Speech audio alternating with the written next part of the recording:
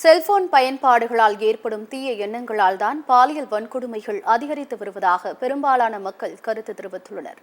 கொல்கத்தாவில் பெண் பயிற்சி மருத்துவர் பாலியல் கொடுமைக்கு ஆளாக்கப்பட்டு கொலை செய்யப்பட்டுள்ள சம்பவம் நாடு முழுவதும் மக்கள் மத்தியில் பெரும் கொந்தளிப்பை ஏற்படுத்தியுள்ளது.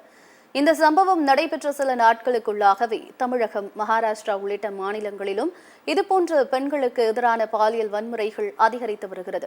இதுபோன்ற சமூக விரோத செயல்கள் தொடர்ச்சியாக நடைபெறுவதற்கான காரணம் குறித்து சத்தியம் தொலைக்காட்சியின் யூடியூப் பக்கத்தில் கேள்வி கேட்கப்பட்டது.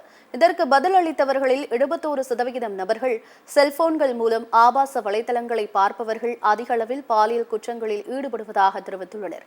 சமூக வலைதளங்களில் வரும் ஆபாச புகைப்படங்கள் மற்றும் வீடியோக்களை பார்ப்பது குற்றச் செயல்களுக்கு காரணமாக இருப்பதாக 21% நபர்கள் கருத்து பதிவிட்டுள்ளனர். அதே சமயம் மனநோயால் பாதிக்கப்பட்ட நபர்கள்தான் பாலியல் கொடுமைகளில் ஈடுபடுவதாக 8% கருத்துகள் பதிவாகியுள்ளது.